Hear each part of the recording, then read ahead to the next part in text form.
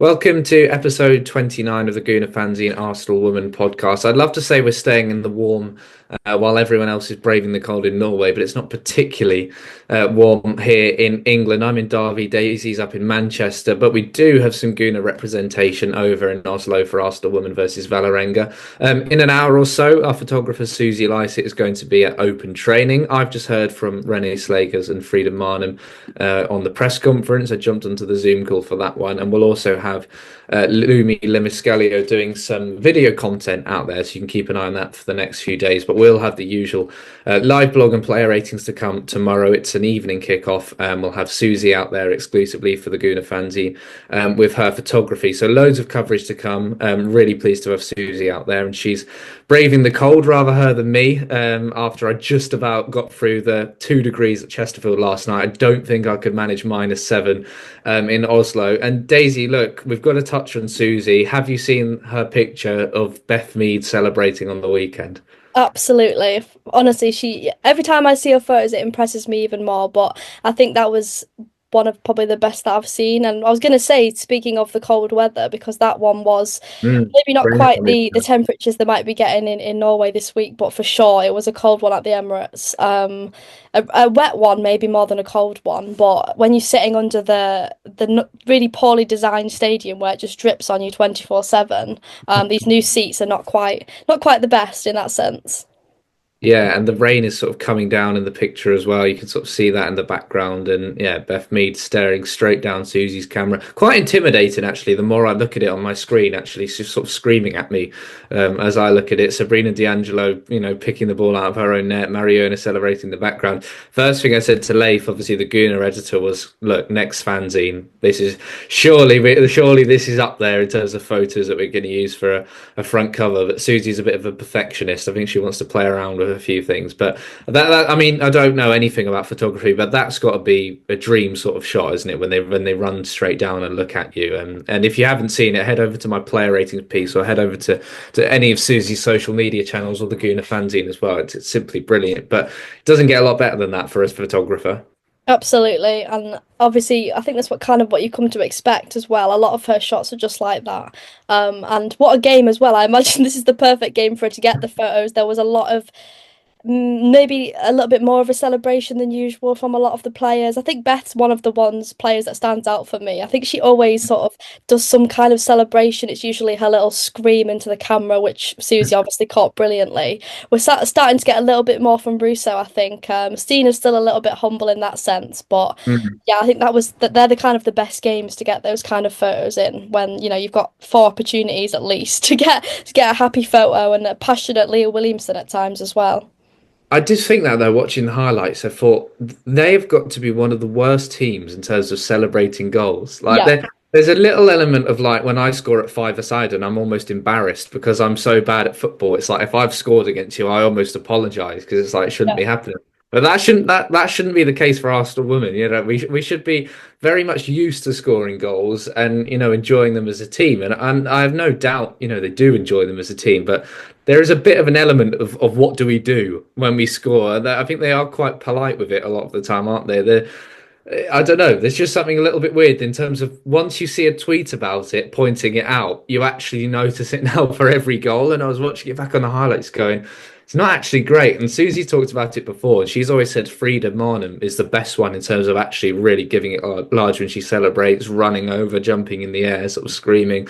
But definitely there's a few players who there's been goals before where someone will score, and if I'm glancing down at my laptop, I look up and then I'm like, who actually scored? Because Yeah. there's no one player who's running off celebrating. So they are a bit of a funny team like that.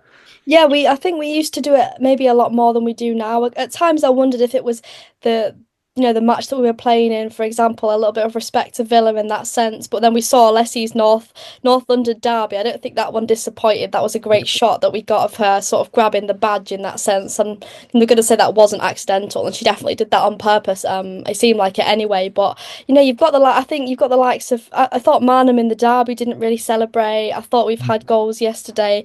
I thought like Leslie last year against Chelsea, she kind of just fell to the ground when she scored that goal, and we kind of just pile on top of of each other. That's kind of what it's become. It's just become a bit of a huddle celebration every single time. And then I'm thinking to the Chelsea game at the Emirates when Ramirez was laying on her belly in front of the away fans. And I think maybe we need to be asking a little bit more of these Arsenal players. Maybe we'll get a nice celebration away at Liverpool. Hopefully, something a bit bigger. I wonder if the players are aware of it or if it's just kind of something that they've agreed or something that just naturally happens that they don't actually go over and celebrate or knee slide or even agree celebrations, which I know a lot of other teams do. Maybe it is an element of like they know sort of their position in the league. Like if you're Chelsea, everything is going your way. You've Yeah. probably got a bit more license to, if you want to do a TikTok dance or if you want to do a choreographed celebration. But maybe with Arsenal, it's a bit like actually we should be beating Tottenham, even though they are the rivals. And there's a lot they celebrate well after games. I think we see that a lot. I love the post-match celebration at Tottenham away when they sort of all ran over to the fans and celebrated. But yeah, it's just something I've picked up on. And luckily, in recent weeks, we have to score goals to celebrate them, of course, and Arsenal have been doing that. Let's start with Alessia Russo, shall we? Because I think she was the official man of the match. For me, it was Kyra Cooney Cross, player of the match. My apologies. But Russo has really come into her own, and Yeah. I think there's been a lot of worry in terms of when you get a player of that profile who's leading the line for England at the moment. There's no one really competing with her. I know Chelsea fans will shout Aki Beaver-Jones's name at me, and she's obviously done well, for them this season and for England the other week at Bramall Lane as well. But Serena Wiegman, for one, must be delighted to see this resurgence from Russo. I think it's 5 in the last 4 WSL games, scoring in consecutive games, and different types of goals, which I think is always good to see. That glancing header, but then the second one, pressing high, which she's always done so well, coming back in and shooting on her weaker left foot into the top corner. She seems to have widened her repertoire in terms of the goals she can score. We know she's a well-rounded player, but the fact that she's got these goals back again after such a difficult start to the season, it's been a massive part of Arsenal's resurgence. Yeah, definitely. And it's definitely a confidence thing. We've talked about this so much. You can just tell. I think for me, what solidified it was the goal against Tottenham because of the speed in which she took the shot on. We complained and maybe, got a little bit frustrated at times last season and the start of this season that she just wasn't taking those shots on. Maybe she didn't have that confidence. And then obviously we're looking to the goals that she scored. And she had an offside goal as well, which I'd love to debate wasn't offside, but I haven't seen it back. Could have been a hat trick there, which would have been nice. But yeah, obviously the header, Arsenal scoring from a set piece, we're not going to complain at all.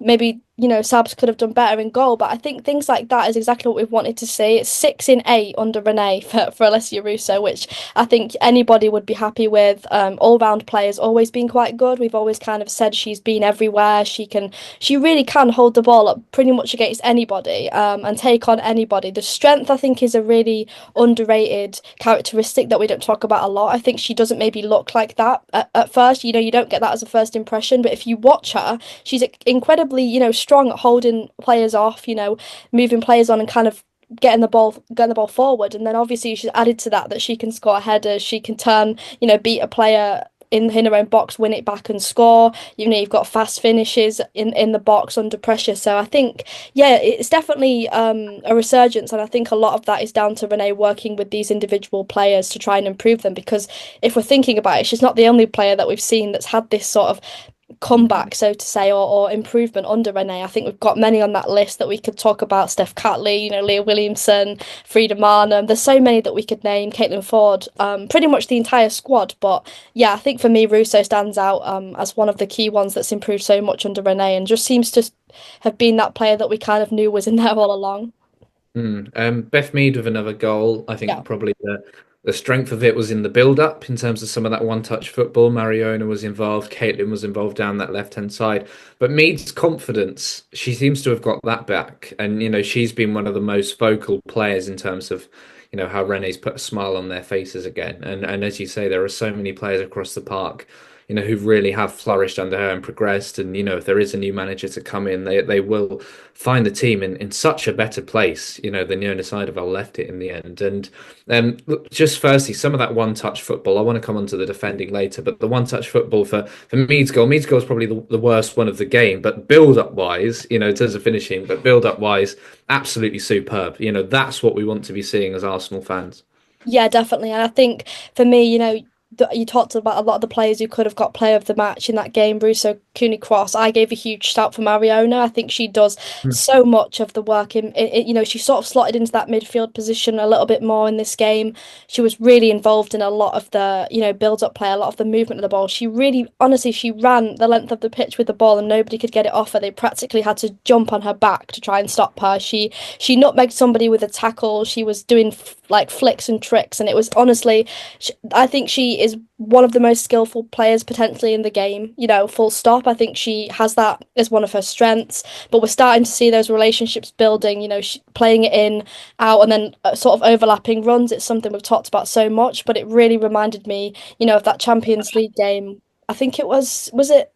I want to say Juventus, the one where we beat them, but we had sort of playing it into the middle. Leah Williamson will usually play a ball through the lines, and then that's when the space will open up. So I think that's something Arsenal have really tried to focus on, and I think you wouldn't be able to do that without a player like Mariona, who you can trust to kind of move that ball around. I also think it suits to the strengths of Marnham as well in that sense. And then you also need sort of your strong midfielders, and if we're talking about being concerned that if Arsenal were to lose one of their midfielders, the partnership that we built under Renee, we'd be struggling. And then you lose both Walti and Kim Little, and you've still got such a strong performance in midfield, and the likes of Cooney Cross able to come in. So it really is, strength in depth for Arsenal. And also, I think, testament to Renee being able to work with the entire squad, not just the starting 11. It seems like every player kind of understands what's expected, and no matter who you kind of bring in, the same football is being played, which I think is huge. And it's still successful as well, which is really, really good.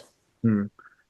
Just currently hearing from Susie, as I said, who's at the open training right now, and she said no sign of Leah Walti at the open training. Now we know Kim Little hasn't travelled as well. Rani's saying it's mainly a sort of precautionary thing, not rushing her back.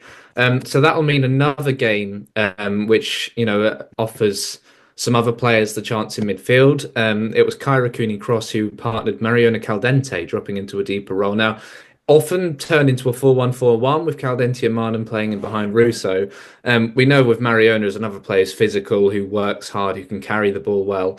But Kyra's had to be very patient this season. She's often maybe not being rewarded for some of those positive performances. The worries with her have always been defensive, but for her to anchor that midfield so well on Saturday, but also create, that was a real all-round performance, and her set pieces as well. We know they're a main string to her bow, and obviously setting up the first goal. Yeah, and I think also, like you say, defensively, a slide tackling is it's a weird thing to pick out, but I think it's one of her strengths. Like I remember it was against Lauren Hemp, but I can't remember if it was this season or last. But she's had these moments where defensively she's been quite solid, and I think if you're looking to the strengths that we can really use, especially when we're missing key players in midfield, Kyra has to be one that we shout for every single time. I'll be interested to see if Renee uses her in this game. Obviously, we're considering the weekend as well. It would be a real shame for us to lose another midfielder at this point. I know there was minutes for Cole as well at the weekend. It doesn't seem like she's on the radar to start, but it's nice to see her get back in there as well. But I do think got to manage those players and manage them well. But it's really nice to see Kyra getting the opportunity. I think we've always kind of known the talent that she had, and the reason that she didn't get in most of the time was just because of the strength that Arsenal have had in that midfield. I think if you're looking at Leah Walti and Kim Little in front of you, you're kind of going to understand it a little bit. They're fantastic players, and they have been for a long time. And I think also, yeah, pointing them to the set pieces, so there's been a lot of frustration, especially watching it. Katie McCabe, we know what she can do, but there's been a few free kicks where we've kind of grunted after because it's gone straight through to the goalkeeper every single time. The first one that Kyra kind of says, okay, I'll have a go here, it goes onto the head of Russo and in. So it's kind of interesting to see if we can utilise that a little bit more. I know there's kind of swapping here and there. Katie's taken a few. I would like to see Kyra sort of given that responsibility pretty much every time. But how can you write off sort of Katie McCabe taking a shot from the edge of the box? Because we've seen some of those go in many, many times. So I think, yeah, there's a lot that you can kind of use with Kyra. And I'll be interested to see how Renee kind of manages the rest of the midfielders with the options that she's got, sort of considering we've played, obviously, these at the weekend and we're going to play again next weekend as well. Yeah, I definitely remember saying to you about the McCabe, one of the goals against Bristol City, I think away Yeah. from home last season, where she smashed it in after a corner broke to her, and that's definitely where I'd like to see her. And Yeah, set pieces maybe something that haven't magically got better under Rene. So a lot of the time it can depend on actually, I've said this with the men's team as well. You can talk all you like about having your set piece routines and stuff, but you still need to get that delivery spot on. And I think a lot of people sort of underestimated that with the men's team at times when, Declan Rice is swinging these balls in exactly where the set piece coach wants them. And yeah, Kyrie getting off Arsenal off to that good start. A 4-0 win in the end. Villa have sacked Robert DePaul. Just a really strange team at the moment. I think they're a really hard team to analyze. I think one win in their opening 9 WSL games still seems like early on in Robert DePaul's time there for him to be dismissed, although further reports have come out about some of his behavior around players, and I'm sure that's a story that's going to develop over the next few days. Obviously, a lot of former Arsenal players, 4 playing in the end, but it just seems the case of them, another team who don't appear to be doing as well as they should be with the resources they've got. Jordan Nobbs was kept very quiet. Rachel Daly, who's often scores against Arsenal, was kept very quiet. I thought Lotte Wubben-Moy, when she came on in the second half, I thought she did a really good job against Daly, and she often does. Anna Patton, obviously Sabrina D'Angelo, Noelle Maritz, all featuring as well. So loads of former Arsenal players. But they almost was similar to the Brighton game in the fact that we think, well, maybe haven't quite got the results going their way, but should still be offering more than they did. And it's just another opponent that maybe we don't learn as much about Arsenal as we will, as people seem to anticipate in the Bayern Munich game, in terms of we still just haven't played that top quality opposition under Rene Slagers yet. Yeah, and there's always that sort of you got to play who you get, and your players in front of you kind of thing. But I think Brighton offered slightly more than than Villa, which is crazy, but obviously based on the scoreline. But I think that was one of the poorest Villa performances I've seen. I don't think any Villa fans could go into that and be happy with that. They kind of straight from the bat didn't come out very confident. Kind of it was going out for throwing straight away. I thought, oh God, this is going to be a sit back, park the bus kind of thing. They were defensive from the start, and then they kind of opened up really, really quickly. They never really got into it in an attacking sense. I thought there was, a lot kind of missing. I think maybe the midfield kind of didn't really work. They couldn't really keep hold of the ball. They couldn't play it through.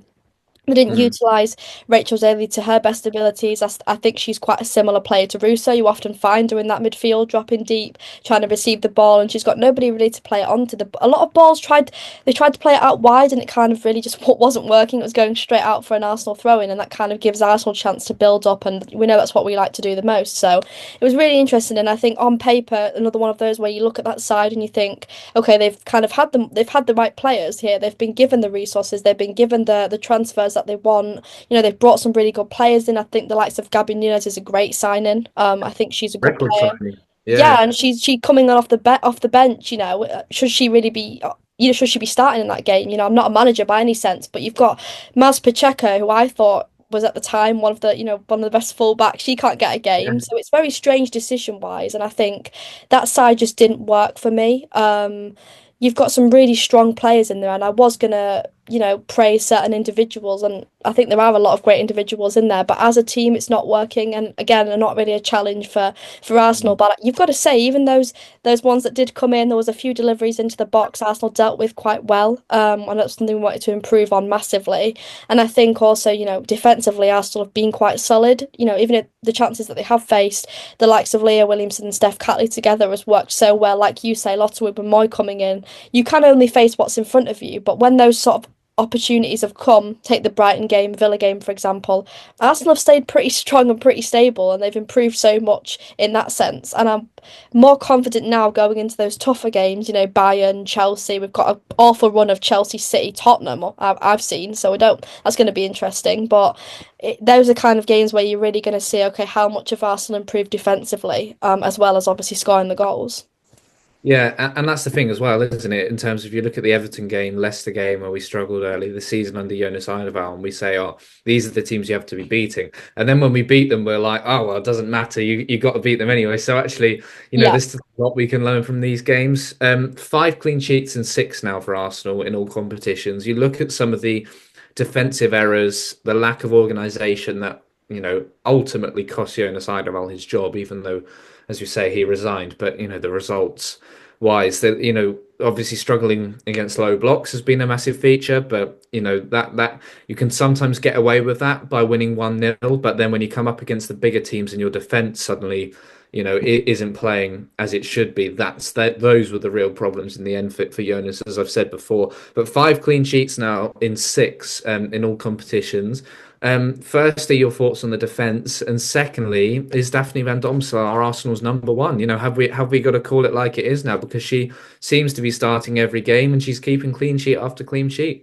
Yeah, absolutely. And I think, not just Daphne, there's a lots of players we've talked about, Renee kind of building that starting 11, who's she going to choose in that sense, who's going to get in that side. I think she's kind of picked her back four, obviously, and Daphne as well in that sense. I don't think, again, it's that idea of has she faced that many tough sort of shots at her? We talked about the Tottenham one, which was a great save, Bethany England's shot.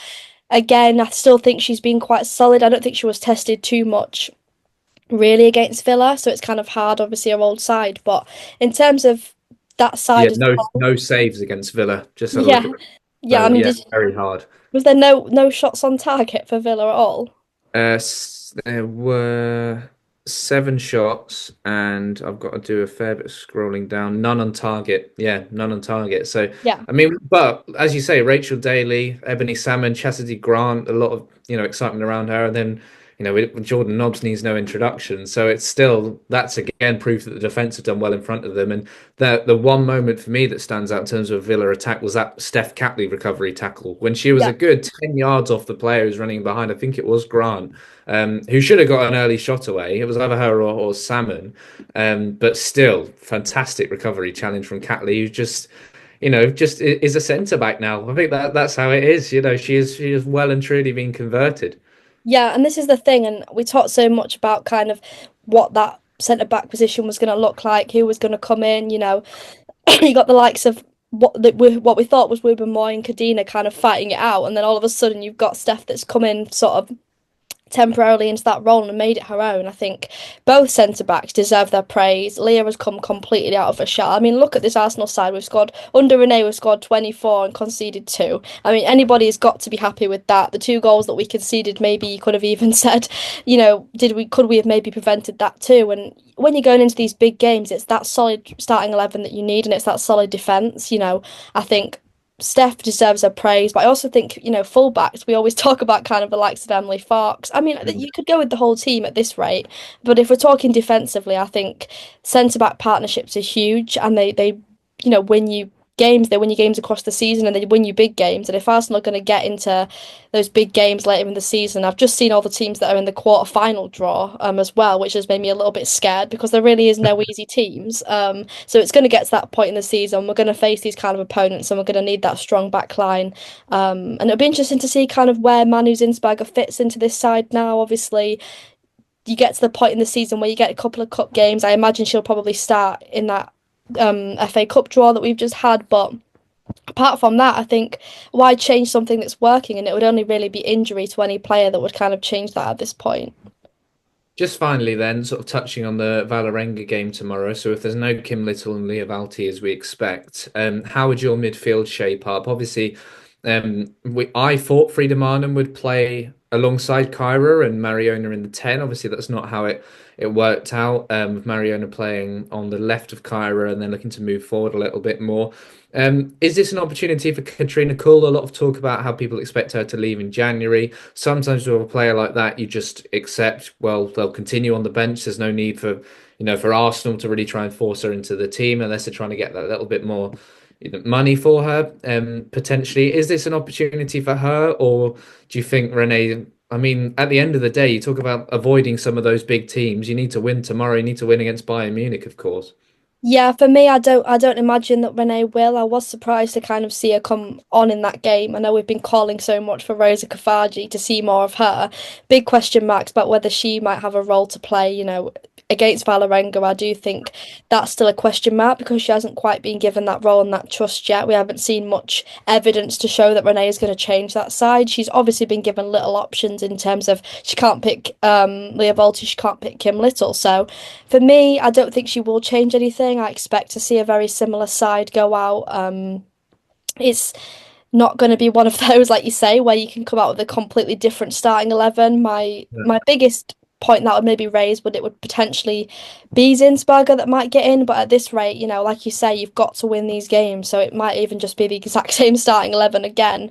And then it'll be interesting to kind of see what you do at the weekend. It's kind of getting to that point where we're really not sure what to expect. For me, Cull won't get into the starting 11, but if we're winning that game, or well, hopefully, going into that game and scoring the goals, that was when the changes will come. But she doesn't seem to be doing that anyway, even against Villa. We've seen the late changes. Getting minutes for Stina obviously is important as well. So interesting to see whether she might change up that. But I don't imagine so. She does seem quite stuck in her starting 11 and it's working for her. So as long as we can prevent injuries, we can't complain too much. Yeah, that's the thing is her hand has been forced a little bit, and actually a lot of these decisions have been taken away from her. When we have talked about squad rotation before, and if Jonas was still in charge, I think we'd probably be more critical about players like Kyra, players like Kafaji, if they weren't getting into the squad. But we perhaps have that extra bit of sympathy for Renee in terms of every game, it is a must win for her essentially, and in terms of she doesn't have to have that long term thinking as we've touched on before. But to have Kim out, well, we knew Leah would be out, so we thought, okay, Kyra will probably come in, and then that'll be interesting to see her. But for suddenly to lose Little and Valti, who Renee's been so reliant on, have played pretty much every game under her, that was quite a challenge, that she's had to solve, and we'll have to do the same again. Tomorrow night. It is a nice little test of Arsenal's squad depth in midfield because you've got no Palova, no Little, no Valti. If you're winning games without players like that, then your midfield depth, is in a good place ultimately, especially when it's players like Mariona potentially playing out of position. Yeah, no, we talked so much about it, like you say, and I too expected, Marlon to drop kind of deeper, and I wondered how that would impact the game. And Renee managed that so well because that's not what happened. She didn't drop Marlon and Kyra into a double pivot and set Mariona in front. Mariona didn't really play centrally too much unless she was involved. I also thought Mariona dropped a lot deeper than the others, with Marlon kind of going in front at times. Mariona picking up the ball, kind of doing a bit of defensive work. We've praised, the likes of Mead, who I think we need to mention because she did it for England as well. She basically played left back for England at times and then came in as her defensive work's been great. So a lot of these players are playing several different roles, depending on the circumstances that come up in the game. So it's great that she can rely on these players, and I think that's testament to kind of, like we said earlier, what she's built with the squad. It's not just those starting 11, those Leah Baltis, Kim Littles, obviously Palova we've not even seen under Renee, and we might not see under Renee. So I think that's sort of great that Arsenal have been able to give opportunities to the likes of Cooney Cross, who, isn't sort of inexperienced. She's had that for the Matildas. She can perform in those big games. I do expect that she would relish under the opportunity to play consistently for a few games, and I would really like to see how that kind of improves her as a player and also improves us. And you never know, Kyra might be knocking out the likes of Little and Volti from the starting 11, which is another That's the thing we've long-term got to thinking, I discuss. guess, isn't it? To have those Yeah. replacements in place, yeah. And well, just finally on tomorrow night, I mean, the temperatures really make me think actually you do need these players. You've played in Scandinavia before, and I know it says a lot about the temperature that Valerenga have finished their league campaign quite a while ago because of the weather, and that's how they do it in a lot of these Scandinavian leagues. So obviously the fact they're still having to play Champions League is a challenge for them, of a different kind. But to have someone like Frida, who talked about in her press conference having played for Valerenga's rival team when she was in Norway. She knows a lot of the players who play for the national team, and that's going to be really useful. Of course, people like Stina and Kyra who've played in Sweden, Lena Hurtig, of course, and that Swedish contingent. And I do think that kind of experience can be crucial tomorrow because it is going to be absolutely freezing in Oslo tomorrow night. I'm sure there's going to be some shots of those Arsenal subs on the bench under a multitude of blankets, and maybe even Katie McCabe might go for a base layer or long sleeves. We'll have to see. So the final few games of the calendar year now, of course, Valerenga tomorrow. I'm at St Helens for Liverpool away on Sunday, and then back at Meadow Park. We've talked enough about that Meadow Park versus the Emirates for that buying game, but we're back there a week on Wednesday, and then a nice bit of time off for Arsenal over that winter break. They then get back together for the FA Cup when the WSL teams entering into the fourth round, and Arsenal will play on Sunday, the 12th of January, against Women's Championship side Bristol City. Daisy, it's quite a nice one, isn't it? When the Women's FA Cup comes around, it's a nice way, as you say, of easing into a very difficult fixture schedule. Looking ahead, it's Bristol City, then Crystal Palace in the league, and then it's that away trip to Stamford Bridge before Manchester City. So they build quite nicely into those Chelsea and City games, and the Bristol draw probably not one of the easiest by a long way, but I think the important thing is they've avoided any of those potential WSL opponents. Yeah, definitely. And yeah, you're right. By no means will this be an easy test. It's an opportunity potentially, like I say, to rotate a few key players. I know it seemed like Renee was very sort of cautious about, the Emily Fox. I think she came off at half time and I panicked because I thought she might be injured. But obviously we've seen the likes of Reuter coming back in. If she can get minutes in those games, that could be huge. She looked good, she looked solid. Obviously they're managing her injury as best that they can. But yeah, I really like that we're not playing a tough opponent before Chelsea. I think, we're going into it. Bristol City, hopefully a result there, and then obviously Palace as well. We're at home. Are we at home for Palace or away? Home, so that's Meadow Park as well. So Oh, nice another couple of Meadow Park. That will be good. yeah. Yeah, perfect. That's kind of what we need to ease into that. And then obviously, I think the three toughest in a row. I know Tottenham, obviously, we've talked about maybe they're not as sort of strong of a rival in terms of competitiveness, but I still think a derby is always a derby. And obviously, yes, two very tough games in Chelsea and City that could shape the entire season for everybody. And I don't know how that's happened in a schedule, but I got my tickets for Chelsea away, so I'm kind of hoping that if someone's going to stop Sonia from going invincible, it can be us. But we won't get into that now. That's quite far into the future. Let's focus obviously on what's in front of us, and obviously we don't know what's going to happen managerial wise in terms of those games. I can't remember what would be Renee's last game. Would it be the Bayern?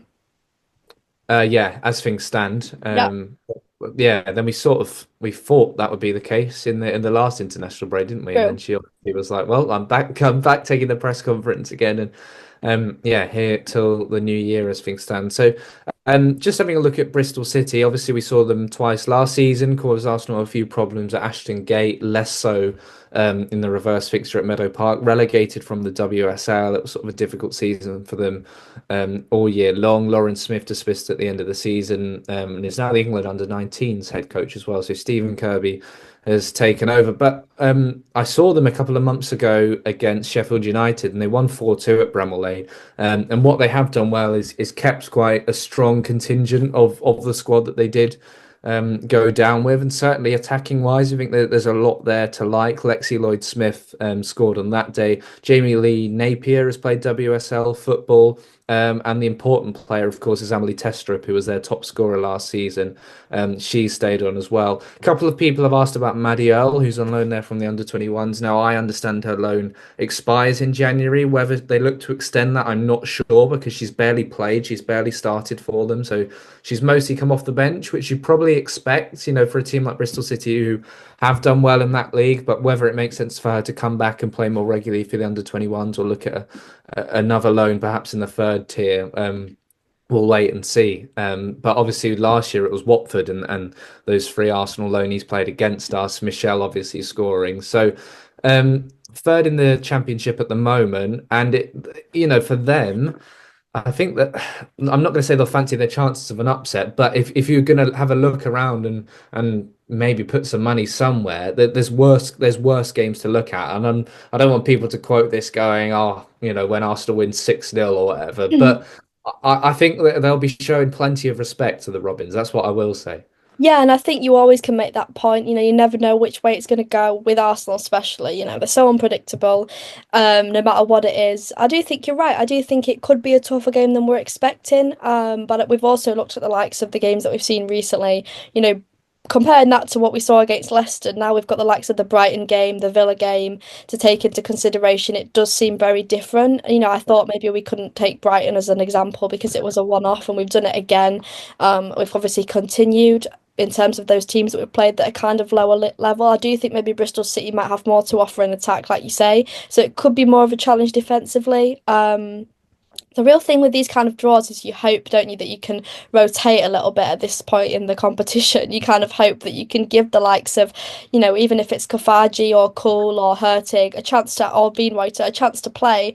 And then you kind of go, well, you don't want to take too many players out and kind of risk it. And like you say, you want to show respect in that sense. So that's always a difficult one to manage, I think. And obviously, we've got a couple of players who are in and out at the moment who might come back. I know they're managing the Ilestead situation. I don't want to rush that too much, but it's kind of interesting to see how that will affect the decisions that are made, because like you say, you change the entire starting 11 and we lose, there'll then sort of be a bit of the level of maybe disrespect in that sense, even though maybe it wasn't meant that way. So you've really got to balance that well.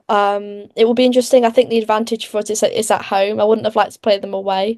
No. Not the best away day anyway, but in terms of the home advantage, I presume Meadow Park, has it been Yes. chosen already? Yeah. Yeah. So obviously that's always good in that sense, and it's an advantage crowd wise. So I do think, yeah, I'm gonna favour Arsenal to win it, but I don't think it will be an easy game by any means. And it'd be interesting to see if Bristol City, I think it'd make it more interesting if Bristol City do kind of come and think they can get something from it, as well.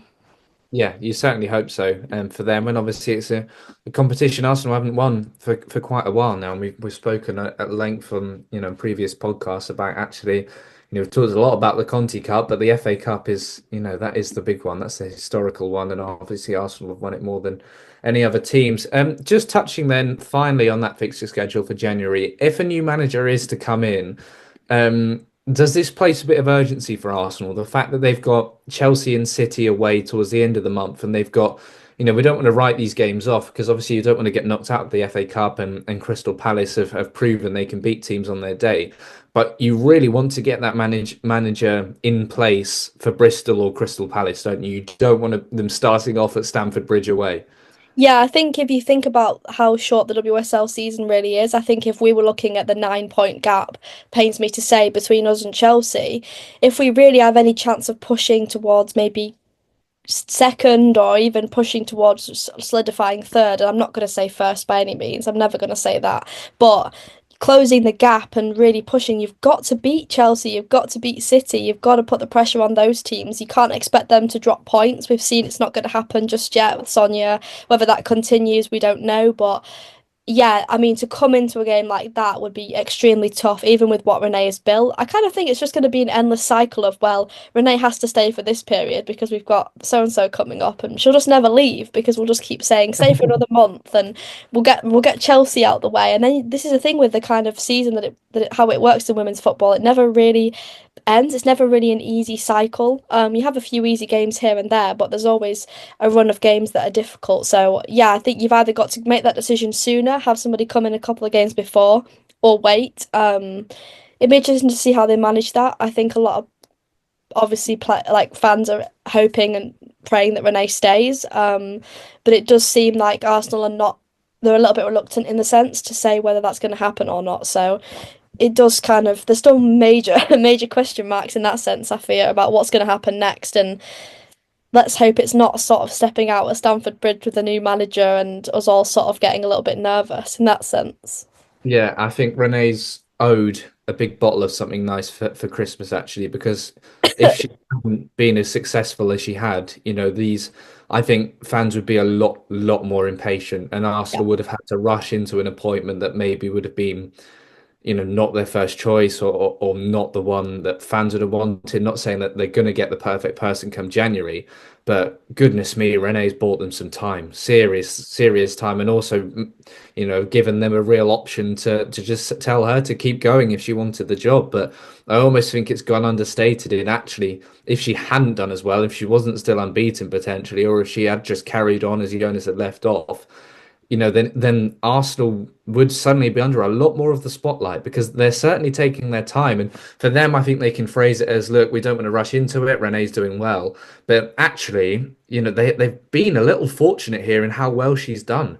Yeah, I mean that's what I mean when we're talking about Renee's success. We're only kind of focusing on the fact that she's succeeded and she's done it. She's taken this side and she's transformed them in terms of the fact that we want her to stay. But also, you're right in terms of an interim role. What's expected of you during an interim role is just to step in and do your very best. And when your best is this good, when your best is competing, if you take obviously the games that we've won in that time compared to before, when obviously the start of the season, and put Arsenal into the table based on that, and I'm sure we'd be neck to neck with Chelsea in that sense. So it's interesting to think that. And if this had been the start to the season under a new manager, it would have been a fantastic run. And I think that's kind of why fans are so, eager to see what she can do throughout the whole season now, and whether there's a need to rush that decision and maybe just wait it out.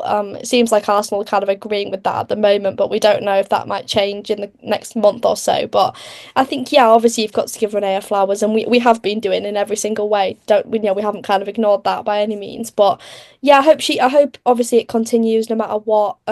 It's always nice to have these good results, and also the players and the performances, and yeah, it's good times at the moment. But hopefully it'll continue no matter what that decision is.